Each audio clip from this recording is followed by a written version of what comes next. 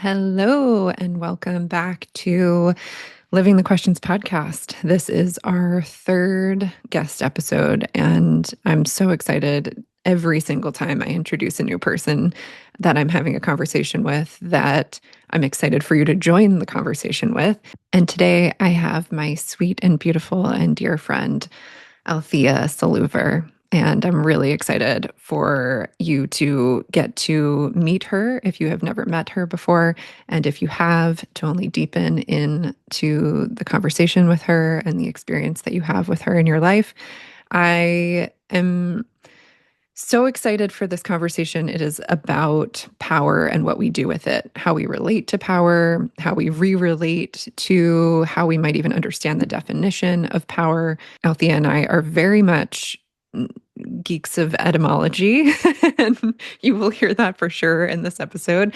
And so we dive into the meanings of things and how we may have misinterpreted meanings in the past and how we can connect and reconnect with the meaning of different words and greater concepts in life and what we can then do with them. Things like the word power and what is our relationship to that, and really get curious about that and how we want to interact with that and how we want to live that out.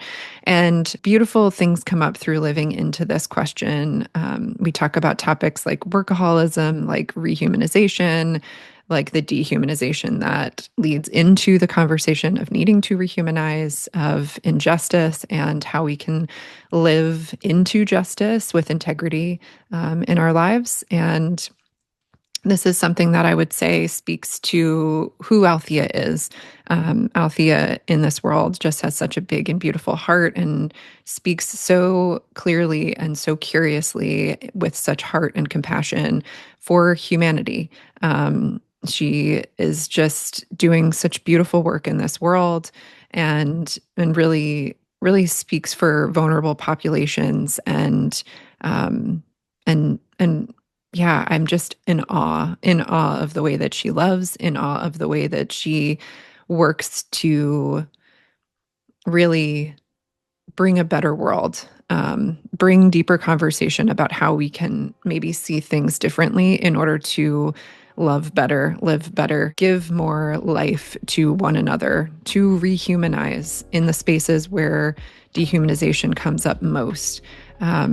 Yeah, she forever inspires me to deepen into these conversations, to get even more curious, to move into action in the ways that I feel called to, especially in the ways that we talk about in this episode and in the ways that come up every conversation I seem to have with Althea. It's so beautiful. And beyond that, it reverberates.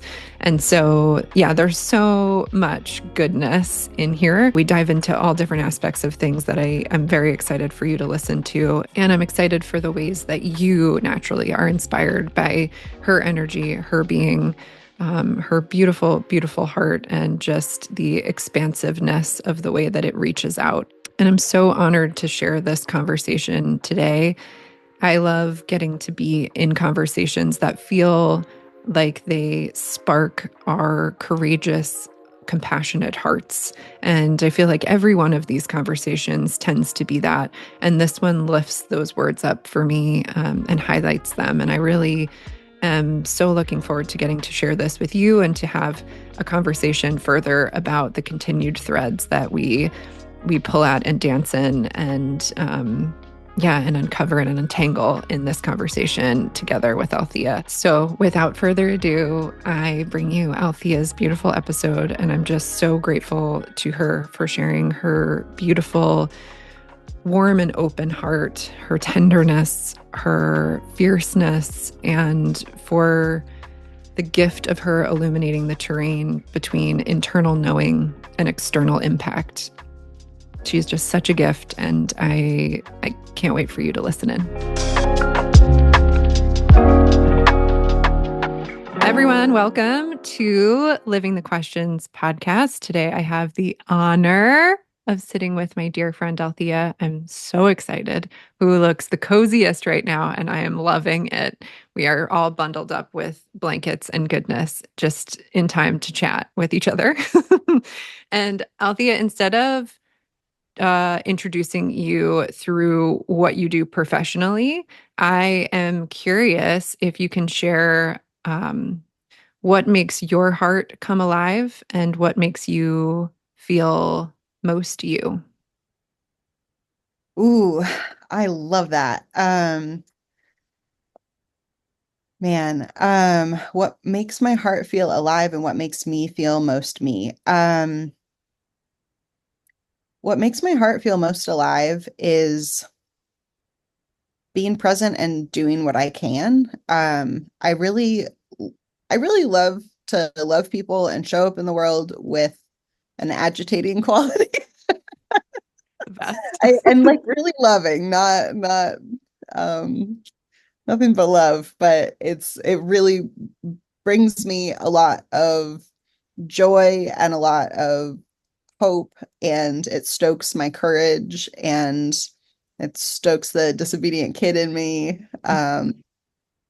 And yeah, I feel like myself when I'm a little bit uncomfortable and I'm bringing what I have, and that's oftentimes something kind of weird, little bit like, really? Huh. Okay.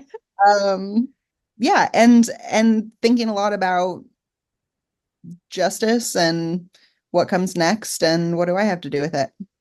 Mm. Love. I love the medley that is you. It is so precious to me. Yeah. I'm so excited for people listening to get to experience that today also. And for the question that brings us here today, what is the question you're currently living into? Um, that's a great question. I can't remember what I said. I can't remember. You you also don't need, it's just whatever comes up for you as I ask it in this moment. Right. Okay. I liked I liked the question. I liked the answer I had. I just can't remember Oh it. yeah, here, wait, hold on. I'll go back to it. I No, okay. What it was is, what power do I have and how do I intend to use it? yes. That is the question. I knew I liked um yeah, what power do I have and how do I intend to use it? That is my question. And what does that currently look like for you to live into? So it looks a lot of different ways to me. Um, so one of them on a very interpersonal level is, what power do I have to live my life in a way that doesn't just look healthy, but actually feels well? Like, what life do I need to live in order to feel well? And what do I have to do with getting there? Like, what power do I have to live a good life? And that not being about luxury or anything like that, but simply being I mean, really the baseline of, have I had enough water today? What is enough?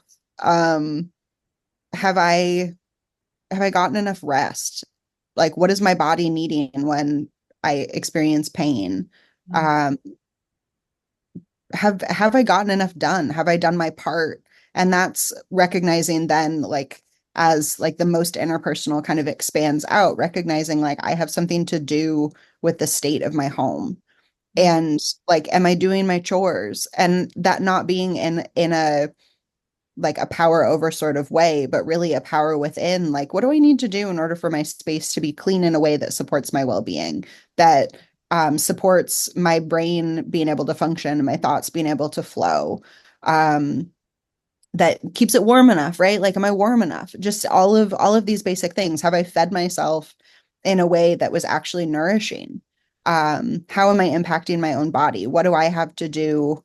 What do I have to do with my own well-being? And I think one piece for me, I mean, I've always got um a bit of a sense of like, kind of kid at the edge of the playground, like kind of on the fence line, like watching and kind of doing the solo parallel play with all the other kids. I also have a little bit of a sense of that. And one of the things I've been feeling a lot in the past like year or so is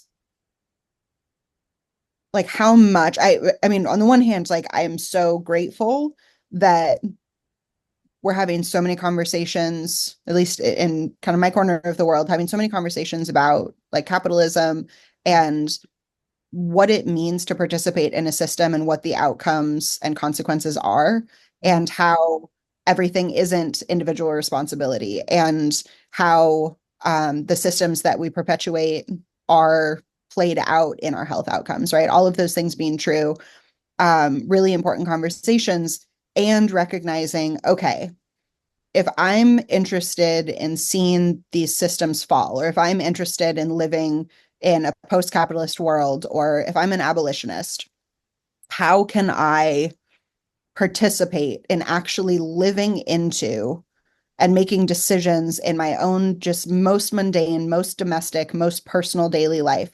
How can I be making decisions that result in my divestment from these systems, and not just in practice? Because I mean, that's a whole complicated thing, but in philosophy, in what my dreams are, in what success looks like to me, in the way that I relate to money, and the way I relate to resource, and the way that I relate to, I mean, relating, right? Like not looking at relationships as extractive or transactional. And how do I actually practice that without then like getting back into the swing of like supremacy, right? In the swing of like, oh, well, I'm doing it better than these other people. And so I'm, like it just so quickly we can get tied back into that kind of BS. And so really looking at like, what do I have to do with the life I'm living? And when I choose to live a particular life, what effect do I have on the world around me?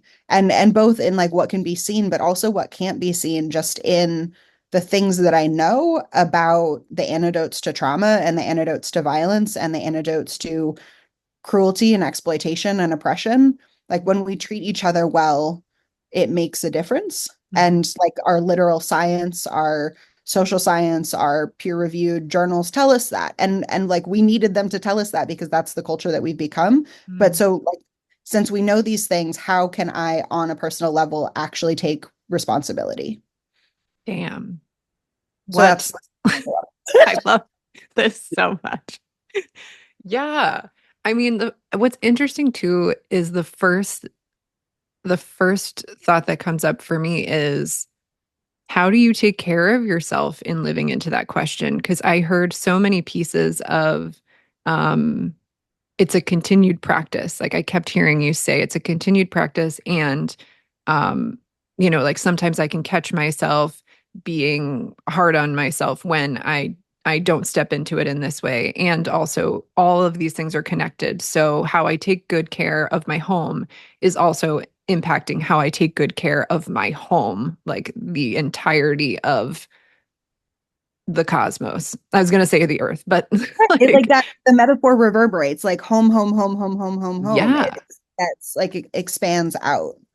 Yeah.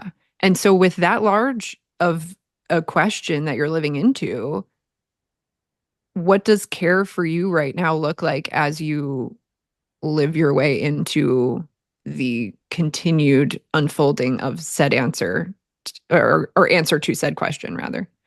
Yeah. I think like really simply it starts at home. Hmm. And that starting at home means like it starts within my own congruent self, and it Hmm. starts within my own care for myself each day, and like acknowledging and being honest with myself about my own executive dysfunctions, like recognizing the areas where my will somehow does not meet my competencies, right? Like my body, my brain, my will, my spirit, like whatever we want to call it, like it is not all coming together to execute particular types of tasks in particular types of ways. And like the struggle of that, and recognizing like, no, it's really okay to be yourself. And if we're not trying to like re-stuff into a box and actually, I mean, for myself, I think about it as like, oh, I'm actually still understanding and like coming to really notice how it is that I do function. It's not that I am dysfunctional. It is that there are ways that I struggle. There are things I haven't figured out yet. And I mean, that's just sort of the humility required in order to be a mature, honest person that's doing their best in the world. And I think we can lose sight of that in our culture a bit. So like in the spirit, I mean, so I'm 3 years into workaholism recovery. Mm. So that's a big piece of kind of my own personal praxis, is recognizing like I have to take care of myself. That's not actually negotiable. And I used to treat it as negotiable. And so like considering just the, kind of all of the components that make up ourselves, like how do I meet myself, and how do I care for myself in a way where it's not just like making checklists and shutting on myself, but actually like really feeling into like, oh, this is why I take a shower every day. Like this is how my skin feels when I take a shower every day. Oh, like this, just the simple things like, oh, this is why being hydrated is important. Is like, oh, this is what it feels like. This is how my immune system feels. This is how my nervous system feels. Like actually kind of doing that work of going, really, I'm going at a human enough pace that I can catch myself, I can notice myself, I can be with myself in my doing and in my living. And then like the self-care stuff feels a lot less like a chore. Yeah. Um, and it feels a lot more just like responsibility. Like it feels like work, and not in the work as toxic, but the work as in I am applying my effort and my energy and my time to this thing that needs to be done.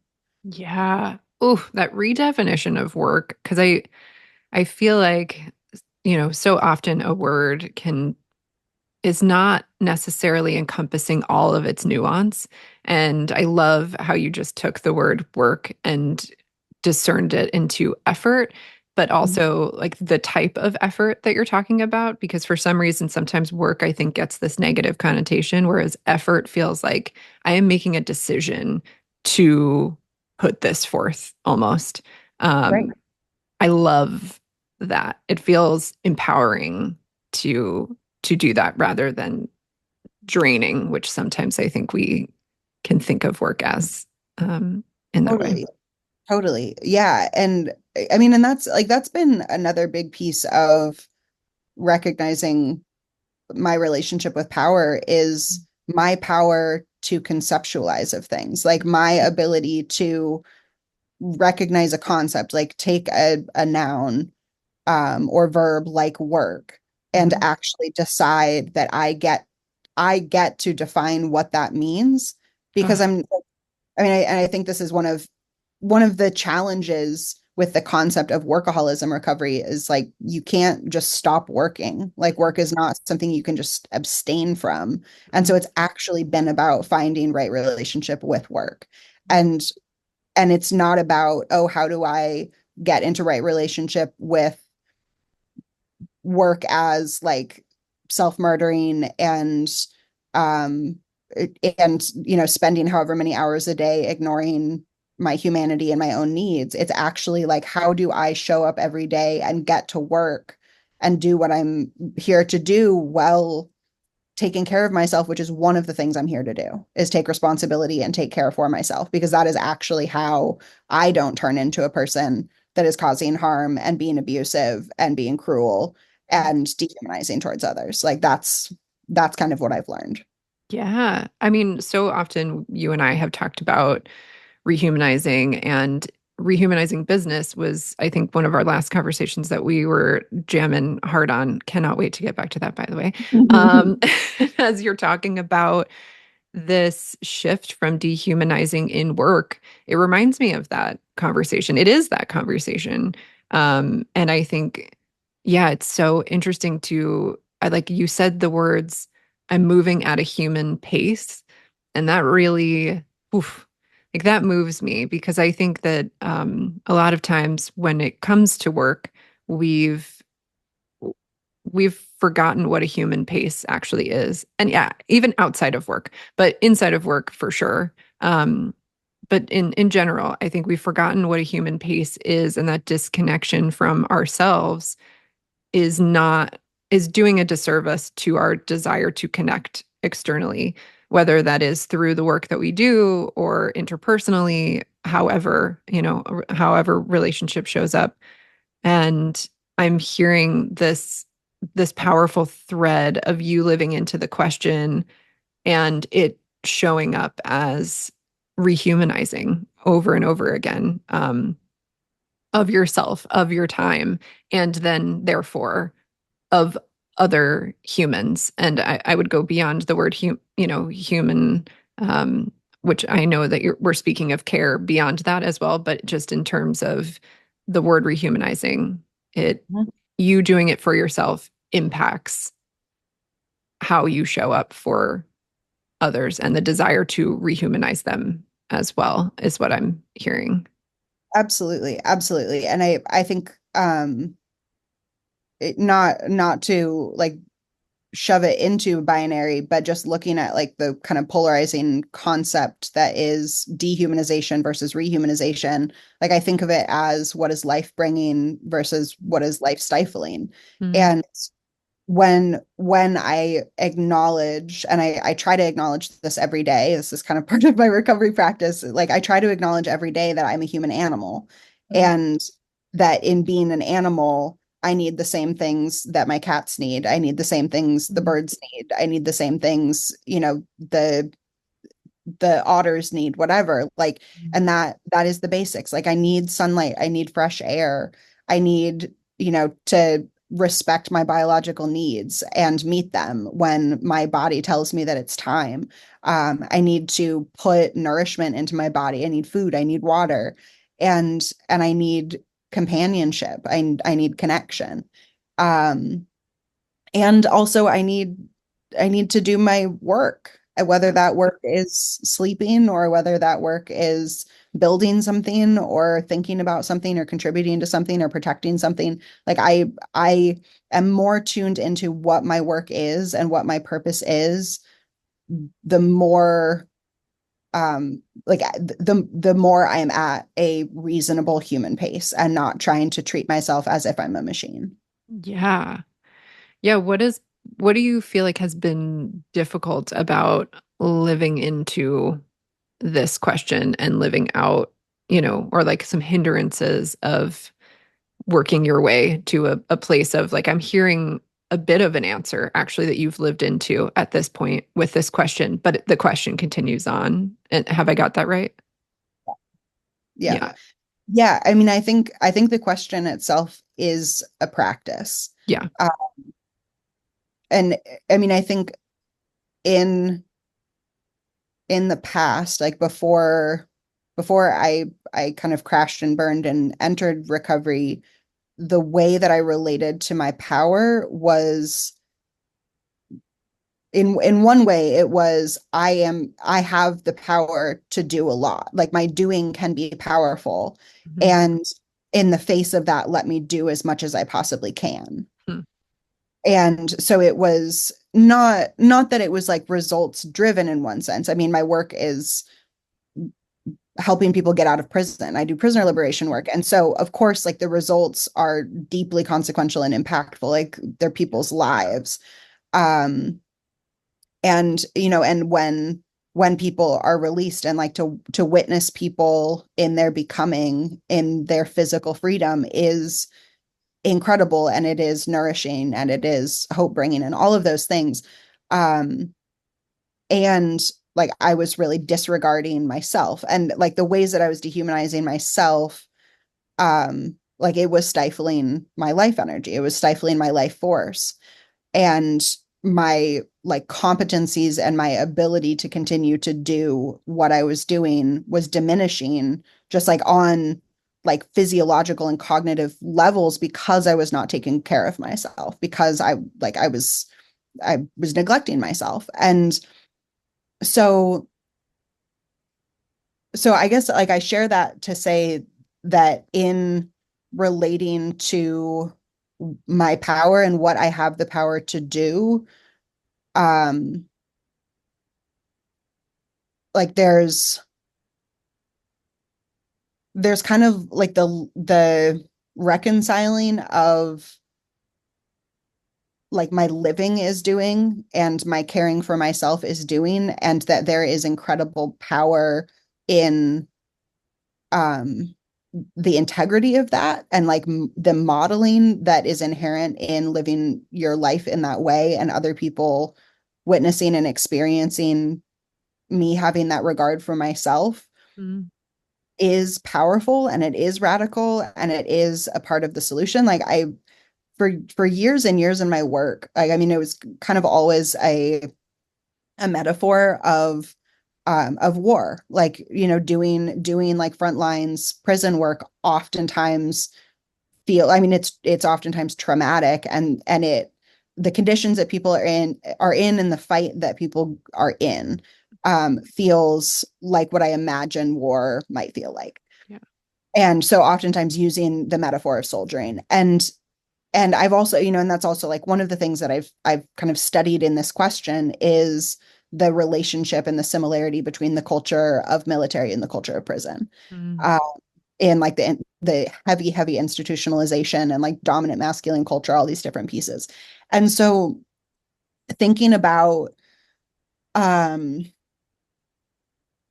thinking about how in all of that, like one of the problems with war is not being able to rest. Like one of the problems is you are like so heavily adrenalized, and the lack of like actual comfort, the lack of healthy, like super grounded, safe connection, like both on a physical as well as emotional level, is damaging in the long term. And so we have to, even when there is a fight that is worth fighting, we have to take breaks.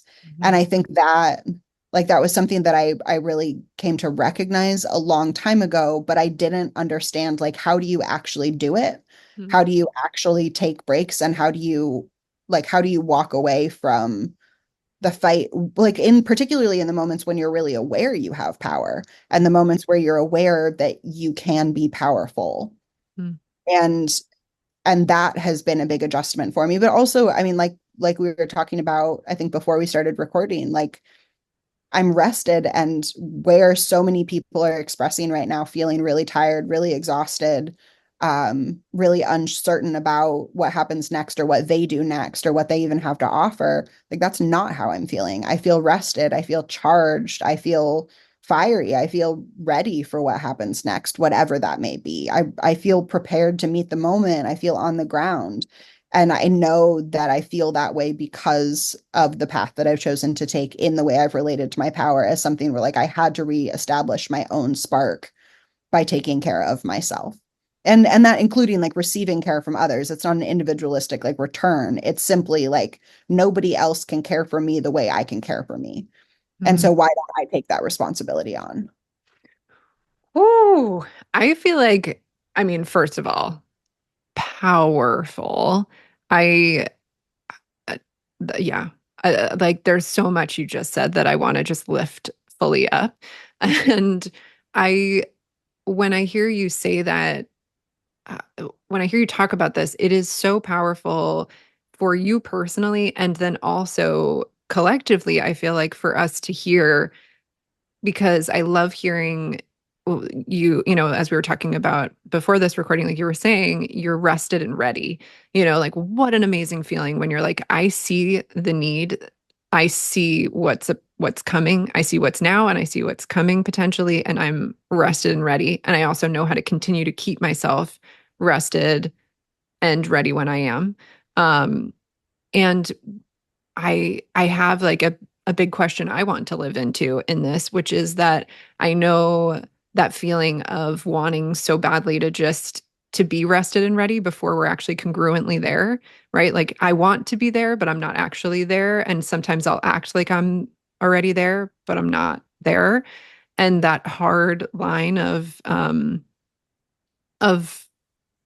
like that reckoning with self of when you're not there and you so badly want to be, and it feels like it feels like a disconnection from the care your heart wants to give. What has it looked like for you to live into this type of rest when that comes up, when that surfaces, if that had surfaced for you as you were rediscovering the care that you needed to give yourself in order to show up for the work you need to do and want to do, in order to show up for yourself more fully? Because I would say too that probably that question stems from external and abandoning the internal as and needing to recalibrate that. Yeah. Yeah. Oh man. That's a really that's a really beautiful question. Yeah. So, hmm, um, hold on. I just need to take a breath for a second. Yeah, take a breath. Oh, yeah. Um, Mm. This to okay. me is you taking good care of yourself in real time, by the way. Yeah, totally. Well, I think so. So I think where I'll start by answering that question is like one of the consequences of making the decisions I made in the way that I was working and in the way that I was using my power, showing up with my power, is that like I burnt out really, really hard. Mm. And like as is, one of the realities of burnout, like I had some pretty real like cognitive um changes that happened for me. And and I mean, in some ways, like I feel like I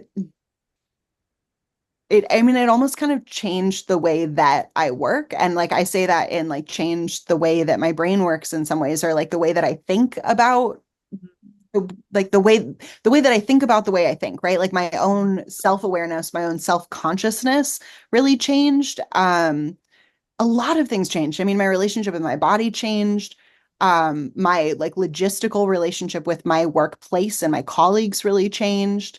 Um, when I got off the front lines, it was kind of like, okay, like you're not on the front lines, then you're doing your own thing. Like, get up or get off the road kind of thing. And so, I mean, there were so many changes that I couldn't really like it wasn't just a matter of like resting until I was actually in shape to get back to it. It was actually like I am no longer walking on the same path that I was, and I have to figure out how to do what I was doing, like how to do what I'm here to do in the iteration that I'm doing it now. And my work isn't that different. Like the actual work itself isn't that different today, but the way I do it and just the way that I live my life and the way my life is structured. And I mean, honestly, like the way that I live my values and I hold my values. And I think in a lot of ways, what my values even are have changed a lot. Mm. Um, and so like all of that to say sometimes it's a matter of resting and then trying to tune into like, am I actually rested and ready? And other times it's like in the rest, there is also struggle, Mhm. like the things that are cooking, the things that are growing, the like alchemical processes that are happening in our own change, which also is happening in rest. Like we are as alive when we are resting as when we are super active and doing. And so recognizing that there's definitely been an acute sense of, oh, I am rested. Like I am rested, but it doesn't necessarily mean like it doesn't automatically couple itself with ready. Totally. And Yeah. and so then it's like the question of ready for what? Like I am rested and I have and like this has really been like one of the themes of the year for me is I am rested and now I have capacity. Mm. Like there was a period there where I just didn't have capacity and that was that. Mhm. And now I do have capacity and my capacity is building. And it's so exciting to watch my capacity to build and watch the consequences of taking rest so seriously and continuing to take rest seriously. Um, and to continue to like really confront the messages in my own mind that are like, oh, you don't need to lay down right now. Like just keep, you like it just, just those like cues in myself to keep pushing. I still meet those and I still have power in how I decide to meet myself and how I decide to relate with myself in those moments.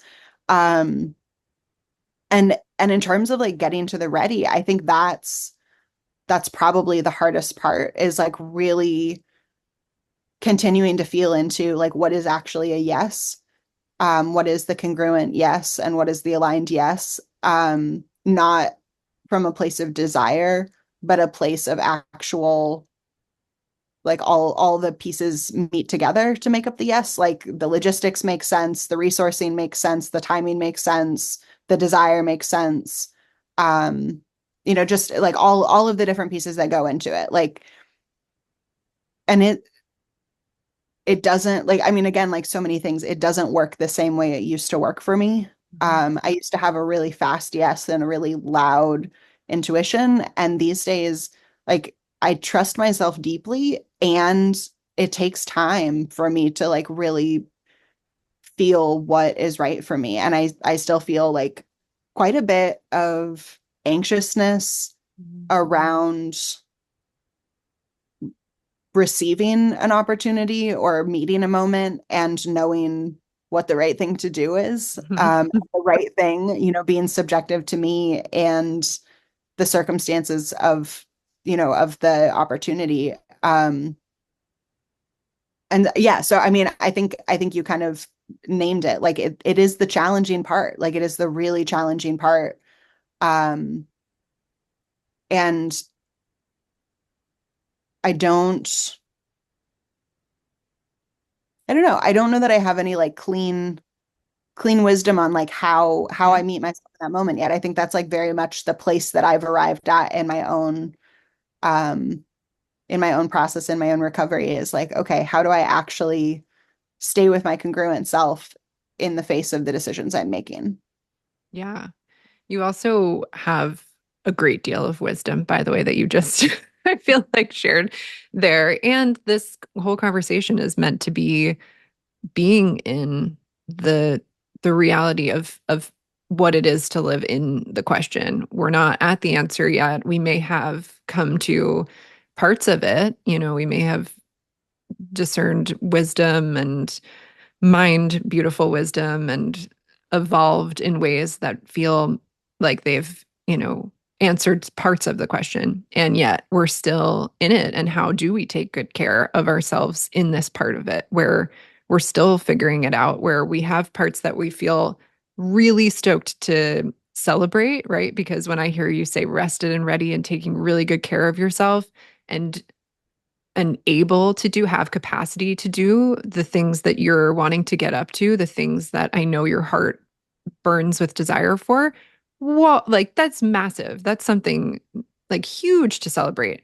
And also the continuation of how do I continue that? How do I not fall into an old pattern? How do I um yeah, how do I model this if that's what I'm after in terms of my own, your own leadership, your relational leadership.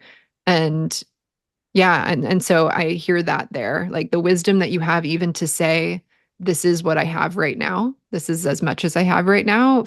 That in and of itself feels like another moment of self-care that I'm hearing you go after. Yeah, I think like I'm really trying not to live in a fantasy. Yeah.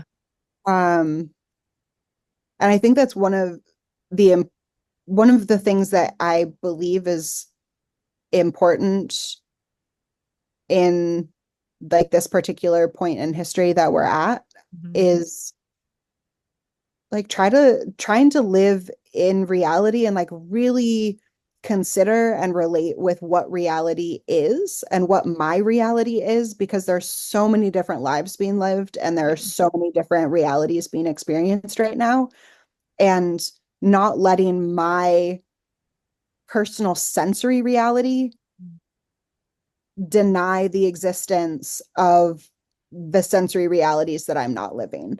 And like particularly if I care about justice, and many of the most horrific and violent and oppressive realities that are happening right now are are are tucked away and inaccessible to me Mhm. in many ways, right? That's true of prisons, that's true of war zones. Um, that's true of, environments where exploitation is happening. They don't want people to see beyond those that are experiencing the thing. And so thinking about, like, within, again, the power that I have and the resources that I have at my disposal, how can I include that in reality? How can I honor, and how can I acknowledge, and how can I witness reality beyond my own comfort zone? And that comfort zone literally being about sensory experience. That I have the ability and I have the privilege in the life that I live not to be bothered. Mm, And yet I choose to be bothered mm, because it matters to me, and because, like, I don't think that we remain safe forever from the powers that be. Like, we are more privileged, but we are not that privileged. mhm, Uh, and so I mean, I think it matters on a lot of levels, but just recognizing for myself that, like, I can relate with reality, and I can choose to tune into reality. And that, and this is something that one of my parole clients talks a lot about. It's like really deeply a part of his relapse prevention plan. And that's like really tuning into and catching moments of cognitive dissonance. mhm, And so that being like those moments where two things, two thoughts or two desires or two realities aren't really lining up together, or they're mutually exclusive from one another. And so basically just like, instead of figuring out how to reconcile the two, picking one and then sort of denying the existence of the other. So mhm, it's avoidance, it's dissociation, it's dehumanization, right? It's saying, like, I don't see anything happening there. I think we're fine. I think everything's fine. And that it's both, when we get into that pattern, it is both psychologically and relationally damaging, because it is functionally like we are living into, we are deciding and thinking into fantasy, into non-reality. Um, but it's also moving us into congruence, which spiritually I don't think is particularly helpful. mhm, Um, and so I think about that really regularly, just the decisions and the ways that I as a person have access to consider my own experience and consider how I choose to relate with my own experience and my own reality, as part of the way that I use my power. mhm.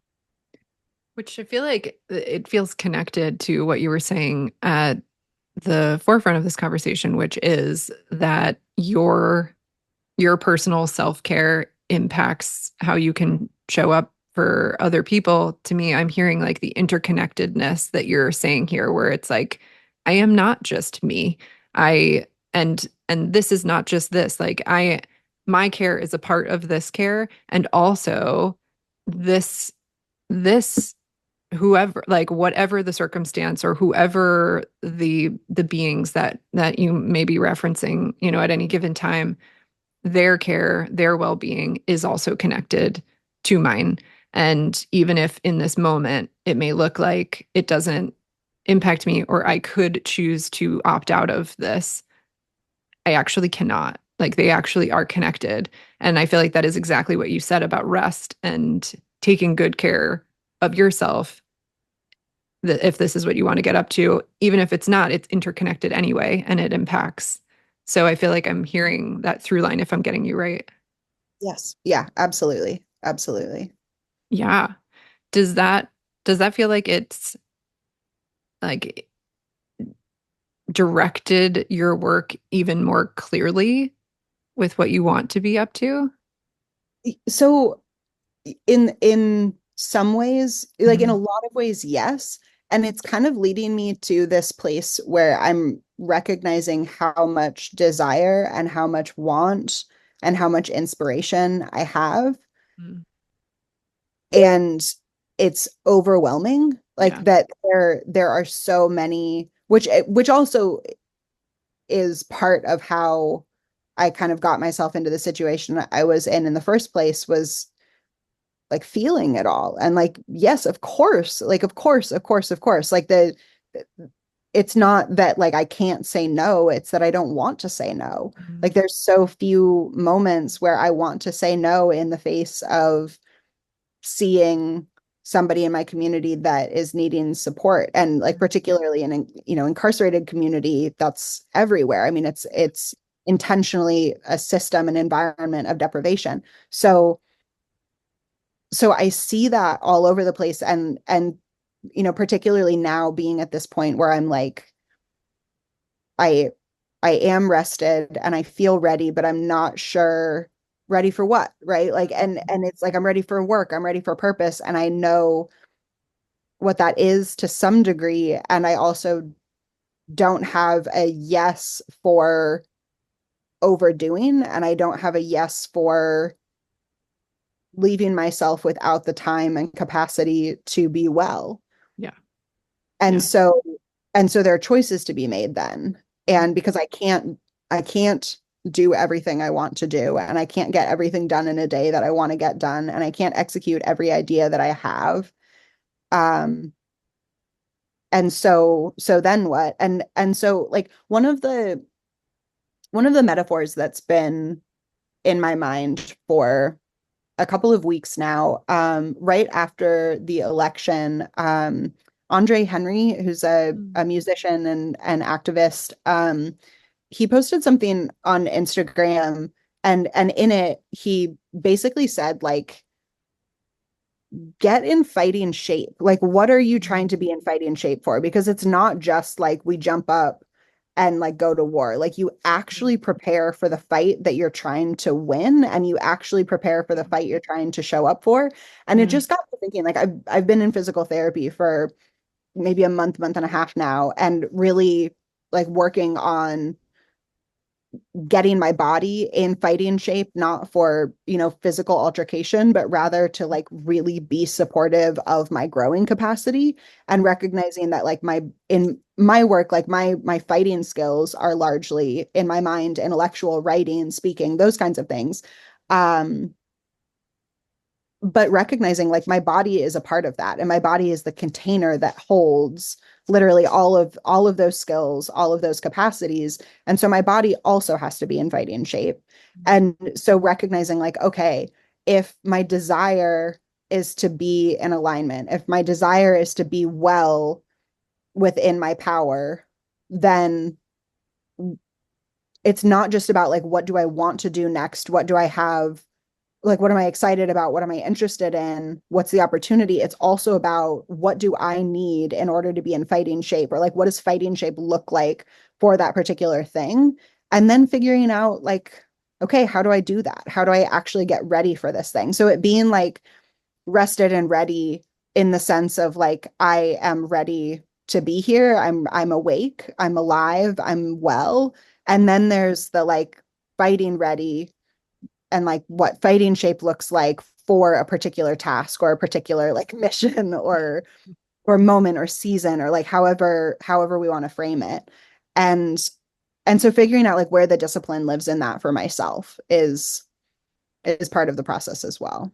Yeah, that's a big question. It also feels like that getting fighting ready is making me think too of how many things are we doing and building up skill over time that feels in the moment like a long, arduous process, or it's a slow build to something that we are just not noticing what it's going to turn into. And when you just said getting fighting ready, I was thinking back to, oh, we also get to then take into account how long we've been getting fighting ready in different ways too. And then yes, like there's a call to action here of like, what do I need to do for my body somatically, and and also mentally, emotionally, spiritually, all of those pieces. And what have I been doing that really equips me for this moment and gets me to the point where I can say I feel ready, which includes this rest piece. And, so I love that invitation of, what does it look like to get fighting ready? And we don't just throw ourselves in the ring. That would be dangerous and detrimental. What does it look like to really equip for such a thing? Yeah. That's such an interesting perspective to shift into. And I feel like it invites the how do you take good care of you so that you are able to do what you came here to do. Yep, exactly. Exactly. Whew. I love your brain and heart together are just some of my favorite things to get to be around. Right back at you.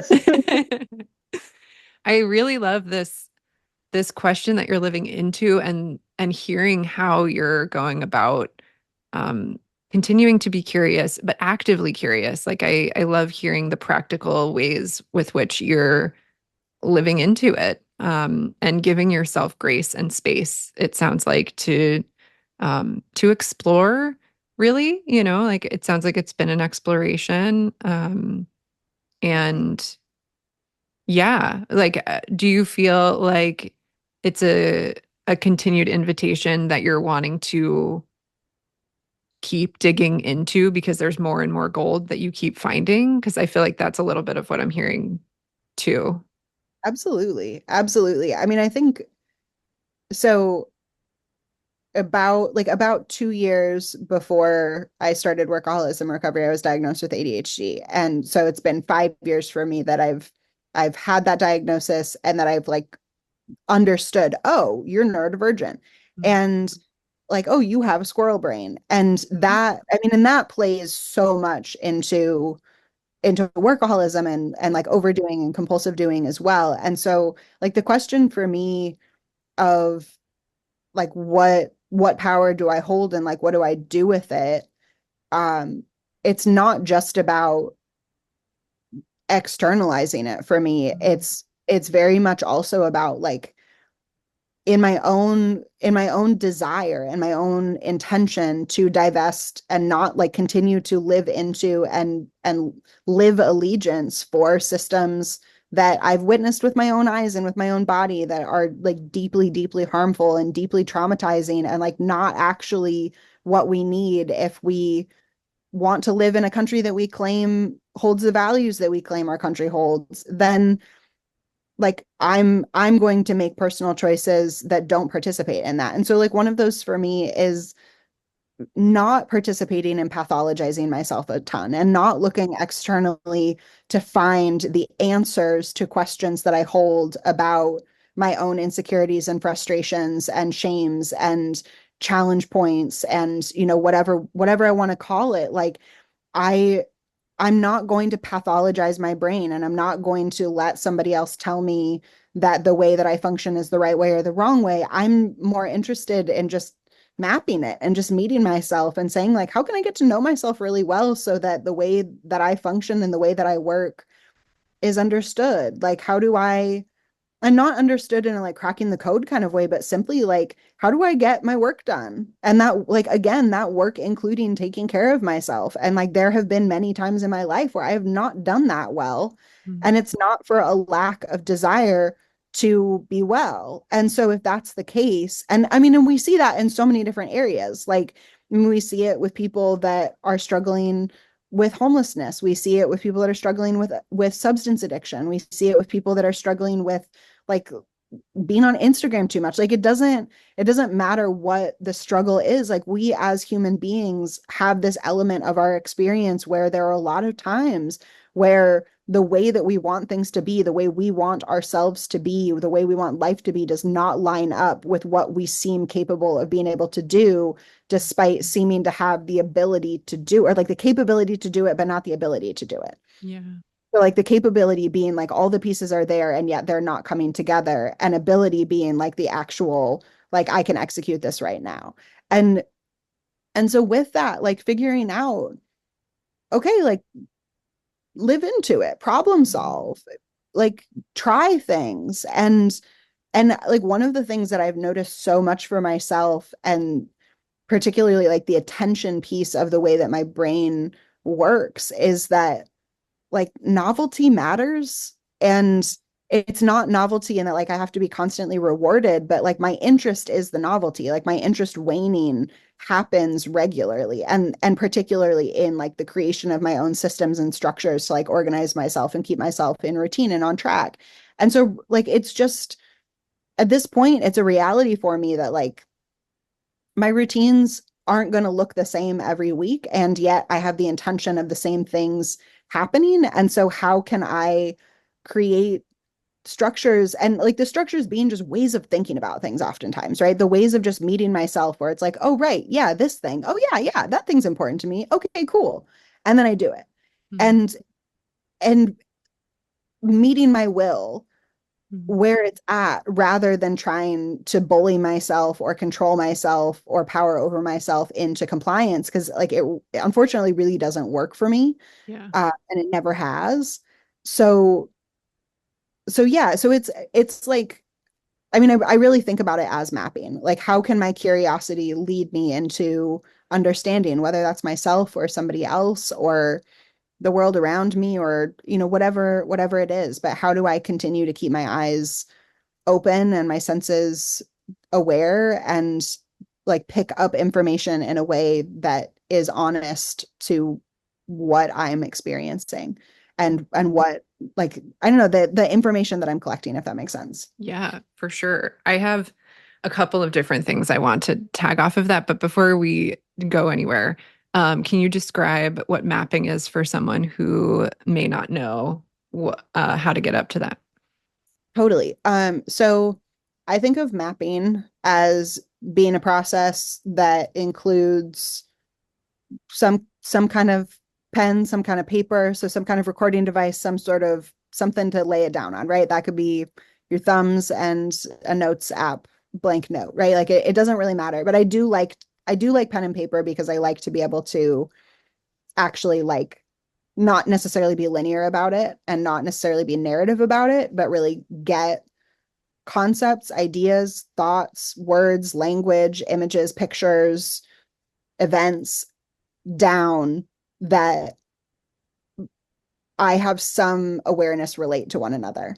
And being able to, I mean, it's related to study. So it's the idea that like I can be in one place and not another place. And along the way of getting from the place that I am to the place I get, I can make notes that map me, like, oh, I see how I got here. Oh, I see what I did there. And it not having to be a process of I have a script before I start, but rather like literally thinking about being a kid exploring, making a treasure map. Like, okay, I started here by this big rock. And oh, now I'm, 10 feet down the road and I'm in this little gully, right? Like, and being able to just map, like, okay, here is how I got here, and here's how I can trace my steps back, for whether that's for replication, whether that's for noticing, whether that's for making a different decision next time. Like, there's not really an agenda about it. It's simply like the lesson that I have picked up in my life is that when I map things, when I notice things, that it oftentimes leads me to a greater sense of being on the ground and a greater sense of my surroundings and my reality than if I don't. Mm. Yeah, so much more clarity. It feels like a like and also again, it sounds like grace giving. Like it gives you space to actually see your thought process, see the way that maybe patterns even come up for you that you would not have known otherwise, and rehumanizes you. Right. And it brings me back into clarity. And it happens conceptually for me as well. It certainly happens in my own processes. And it also happens in thinking. I mean, and I think this was like one of the ways that our conversation about rehumanization was kicked off, is like your conceptualization of rehumanization in the post that you made, like what, a year, Yeah, 2 years ago. child. And right. And like similarly, the experience that I have of like, man, this word is really being thrown around a lot. Like Mhm. this, like people are really slinging this around. People are really claiming this and lobbying it at others. And like this is becoming a judgment. Oh, this is like really carrying steam. And the way that I can feel as I read the news or listen to podcasts or scroll on Instagram or have conversations with people, like that rising sense in my body of like there's a concept from outside that is coming, like that is attaching itself to me, like it's Mhm. clothes that I'm starting to wear or something, and being able to actually like map a concept back into my understanding of it Mm. rather than, I mean, and I guess it's like functionally like what I'm describing as propaganda, right? Like the way that we Sure. take on other people's ideas of what something is Yeah. and What how is valuable. yours? Yeah. Right, right. And so like how valuable I found it to be in reorienting and like getting back on my own ground and relocating myself where I am, even in those conceptual ways of like what is cruelty? What is dehumanization? What is genocide? Yeah. Um, what are all of these things? Because I don't know, it's like that experience when you say a word over and over again and then it no longer sounds like it actually means anything. Mhm. Like Yeah. it that I have that experience a lot with big concepts that are kind of dominating in, in social space. Mhm. And how, like, yeah, it ends up being really valuable to get myself back because then I'm relating with the concept and it makes it like brings me like I'm relating with the concept in relating with myself and what I've got. And that actually prepares me to show up for conversations and like relate with somebody because I know what I've got and I'm not just showing up and then receiving everything they've got and not really having any clarity about what I've really got around it. Ooh, which, by the way, is amazingly responsible and really beautiful to be. I mean, taking the time to discern what is yours and what's not. It's not to say that it's, right, like non-binary, like we're not, it's not bad or wrong to do that. I think many times we get up to that because again, something that you were referencing before that I wanted to touch back to is this piece of like there societally there are things that impact us and we will live stuff out until we notice or we bring into awareness that that's not what we want to do or that that isn't ours and that we do have something separate, we do have a self that's separate, and what do we feel, what do we actually, what does that self have, and then being able to trust self, being able to take care of self, being able to divest in how you care for self, to not have things be hierarchical. Like even you were talking about the voice inside of your head giving you a hard time and how that in and of itself is like working with that voice is a divestment, in its own way due to, the way that things are societally or hierarchically or the way that we are communicated to, and how to shift that inside of ourselves and how powerful that is when you do that in relationship with yourself and the ripple effect that then has with how you relate outside of yourself. But yeah, in what you were saying, I just like, I really feel like that's such a powerful piece to get up to, that this mapping offers that discernment of what is yours and what's not yours, and comes back to like an interdependency piece. We were talking about interconnected, but like an interdependency piece where we yeah, it doesn't swing the pendulum of codependency or hyper independence. It's actually yeah, we're able to take good care of self and another and other. Um and yeah, I just like there's so much there that I feel like I'm going to sit with and want to continue to be with because it just feels so important.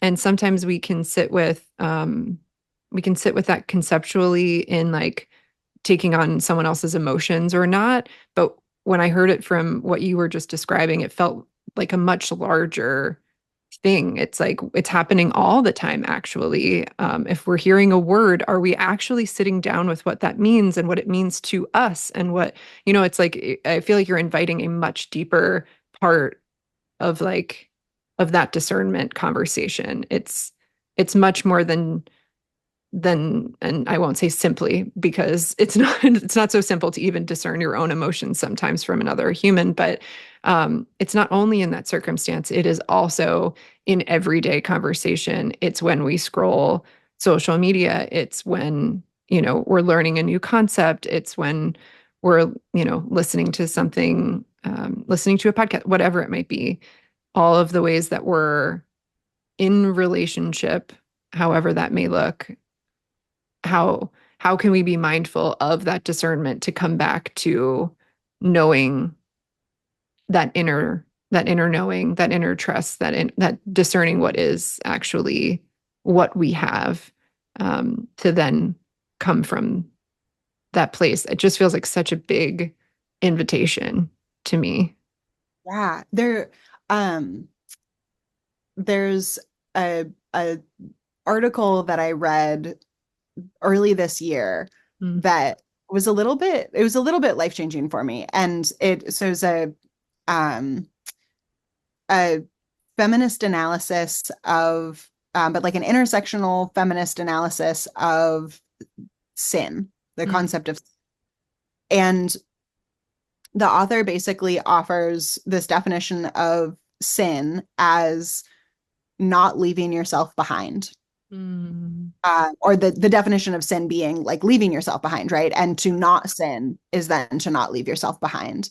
And Wow. she describes this like in leaving yourself behind, the sensory experience that of that being a diffuseness, like a Mm, sense of diffuseness of like I'm not quite here. hmm. And I think like I've experienced that as what I would describe as like dissociation. Yeah. Uh, and particularly like when in considering it from a feminist perspective, recognizing like, oh, like the sin, and I have absolutely no religious upbringing Sure. whatsoever. Yeah, yeah. And so for me, like the concept of sin, again, like, like we were talking about work earlier, like Mhm. the concept of sin beyond the judgments that I hold from others expressing them about their experience of what happens with the concept of sin in the church. Like Yeah. I don't hold any of that trauma. And so I recognize that it's probably a different experience for me than others who do have that history. So recognizing though that in kind of this idea we're talking about of interconnectedness, of like in me taking care of myself, I am taking care of part of the ecosystem. Like I am a part of the ecosystem. And Mhm. so when I show up and take care of myself, I am tending to the collective. Yeah. And then when I go out and I do something for somebody else, that is also tending for the collective, but that my care for myself and my care for that other person are not more important or more valuable than anybody else, but that the responsibility that I hold, the ease of Mhm. responsibility that I hold for caring for myself is much greater than the ease of caring for others, Mhm. because I'm not in anybody else's head. I'm not experiencing anybody else's consciousness. I'm not experiencing anyone else's sensory experience. Um, and just just kind of the power in that. Um, and I feel like I lost part of where I was going with that, but that's totally fine. That's I well, what you were describing also reminds me of the word generative, and like thinking of the ability to actually create space, like you said, when you had rest, then learned you had capacity. And it feels like when we do learn that dynamic of what you were just saying, it feels like we're actually able to then give of ourselves in a very generous way that's in integrity, that feels there's space for it, there's spaciousness to give, there's something to give. You're not giving from an empty well. And I yeah, and to think about the word sin in this context, because that ties back to what you had just said with that definition. It's true. I feel like that word holds quite a charge, or can hold quite a charge. And when it's defined in the way that you just said, like not leaving yourself behind, or leaving yourself behind, however you want to word it, um, right. It's connected to what we were just saying there, which is like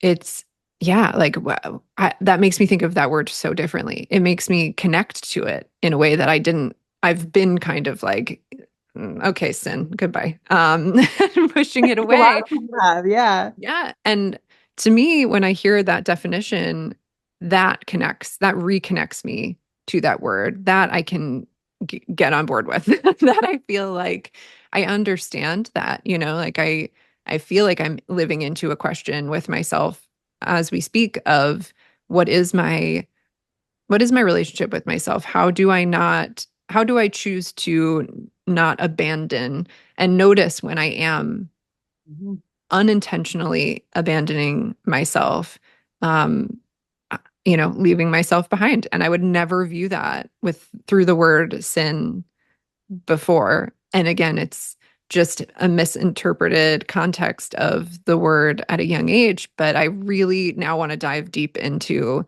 the etymology of sin and do That's another. great. So the etymology of sin is miss the mark. Like the literal definition of sin is to miss the mark. This is so fun.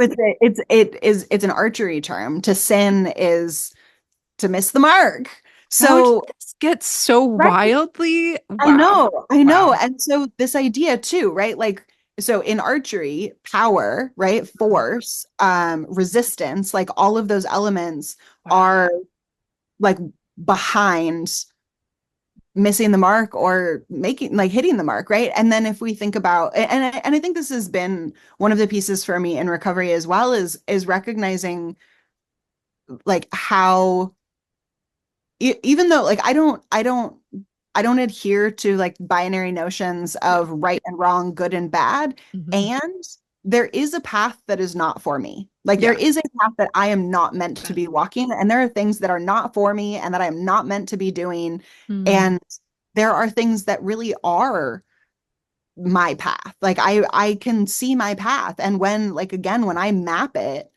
and this is part of what I do in my work with incarcerated people towards, you know, kind of the judgment day of parole hearings and getting out is like what is my path? And if I look, like if I sit down and I take the time to really consider what have I been up to, Mm. my path kind of starts to reveal itself. And the places where I have shame and the places where it was really scary and the places I don't want to go back to, like those are my cues of don't go there. Like you Mhm. leave yourself behind when you're there. Don't do that.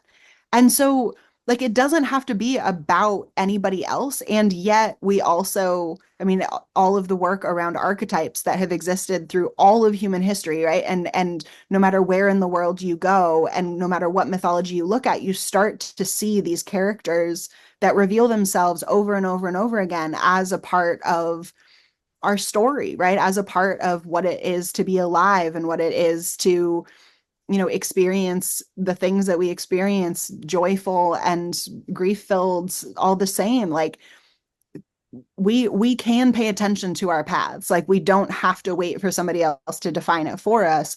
And so that's what I really love about this concept. And it's kind of what changed things for me too in hitting this point in my recovery of recognizing like I've never I've never needed religion. I've never wanted Mhm. religion. Like any times where religious people that are attempting to, you know, people knocking on your door, like my answer has never been hostile. It's always just been like, I'm good. Like Mhm. I don't need you.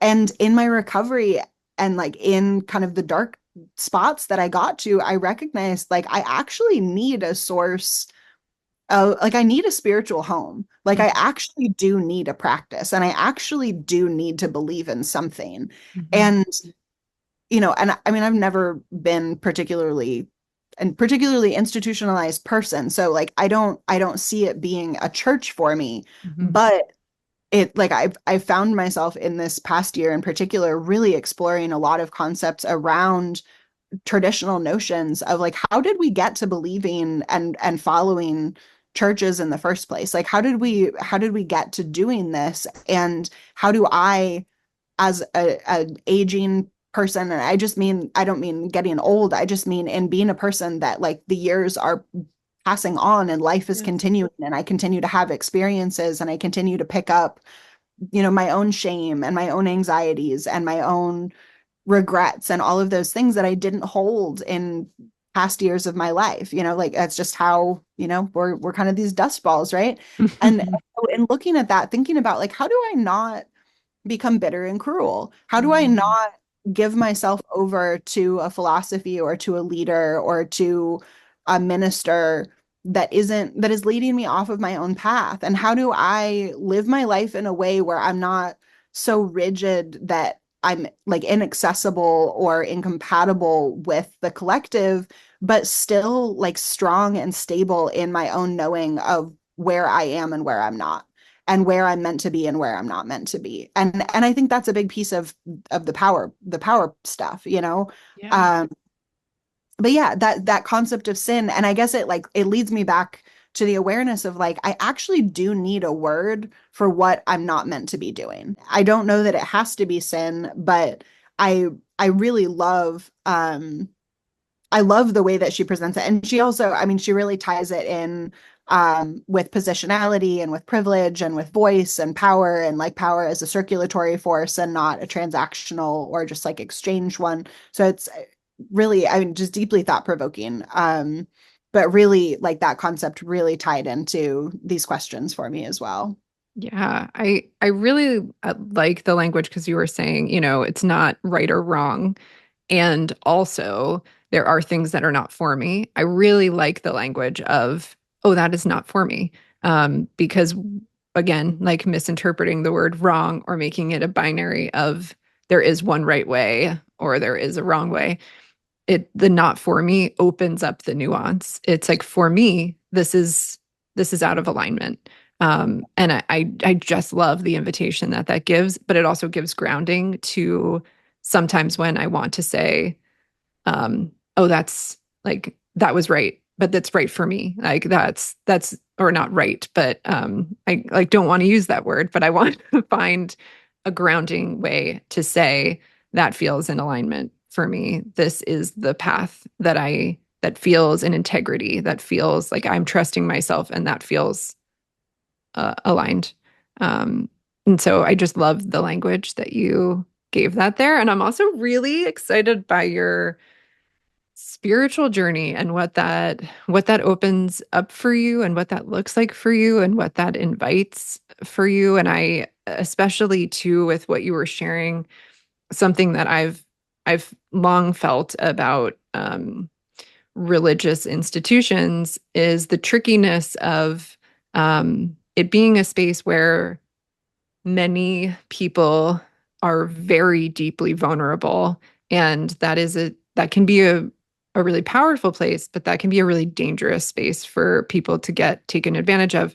And that's always been a sensitive spot in my heart. And the work that you do with incarcerated humans feels very connected to me in this a vulnerable population of people. And how are we taking good care there?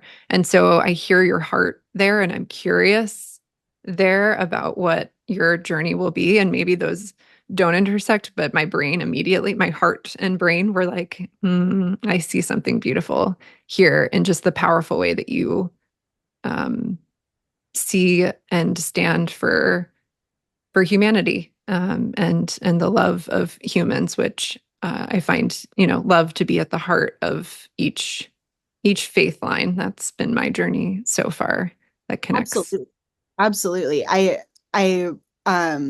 one of the other things that happened for me at the beginning of this year was doing a lot of ancestry work, particularly on my dad's side of the family, and um like really diving into and having the privilege of finding like a lot of different biographies of different family members in that line. And Wow. they were missionaries, they were Christian missionaries. And um like really, and I'd known that for a long time, but I had all kinds of assumptions about what that meant and what that Mm, meant my ancestors were and who they were. And like long story short, they were abolitionists.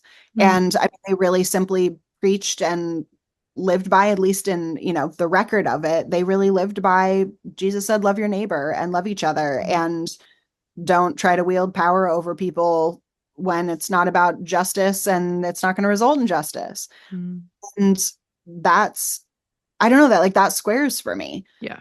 And a lot of what I've learned about what my ancestors believed and like the vision that they were fighting for in, soldiering in the Civil War and preaching and doing, just doing all the things that they were doing. Like yeah, I don't think that my purpose or my intention or my vision is actually that far off from what they were articulating. Yeah. And, and I think that's also like one of the pieces of our power in mapping, in claiming ourselves as individuals, and that kind of differentiation you were talking about of like what's me and what's not me, like what's mine and what's not mine, is also this ancestry piece. And like particularly for those of us that are white, of like, like the whiteness is held by the notion that I have no idea who my people are, and I have no idea where I come from. Mhm. And we have kept our own records. Like Yeah.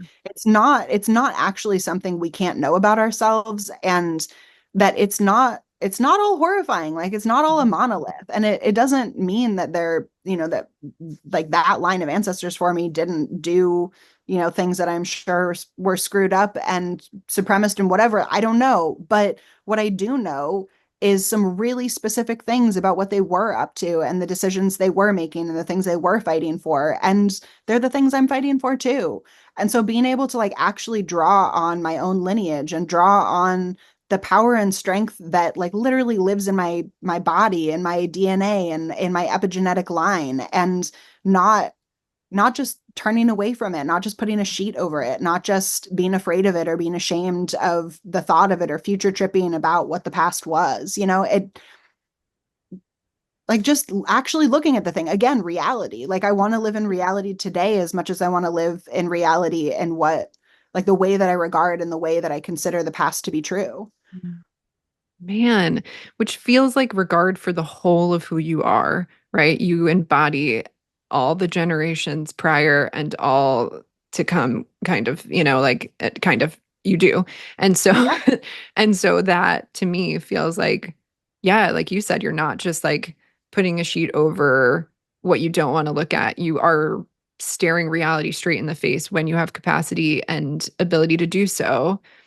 And as long as that takes, like, what does that look like and how does that help you, right, stand in all of who you are for what you are after, what you're up to in this life? How does that ground you even more so to be not like I say unshakable, but not in like stubborn, but like to be deeply like in your heart knowing what you're here for, and know and having integrity so deeply because you have also been able to view the whole of you, which includes the lineage line. That's Right. The root, just like the being rooted. roots. Yeah. Yeah. Rooted imagery just makes my heart melt. And right, like you said, like there's gonna be parts where some of the roots are, and this feels like the wrong word choice, but with the rooted metaphor, work with me here. But some of the roots will be rotted or eaten away or gnarled in ways that are going to be a little bit painful to be with. And can we still be with the whole of of it all? That's a big question to live into, and a really, it feels to me like deeply important one that I want to get up to in my life too, and have been playing with. So thank you for that, inviting Yeah. that forward. Oh, Althea. Okay, this happens every time. I just want to keep going. And I I know we're actually like probably a little bit over time. Thank you for bearing with me here.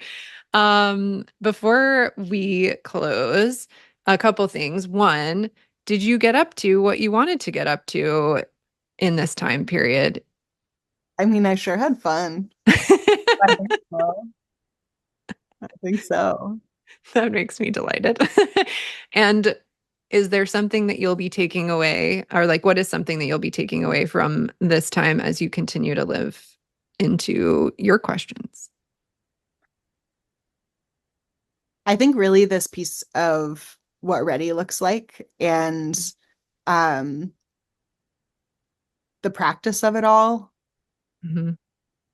um and just I mean really just the invitation to keep asking questions, to keep asking this question, and also like sniffing out, mapping out like where does it lead to and what does it get me up to, and um yeah. Delicious.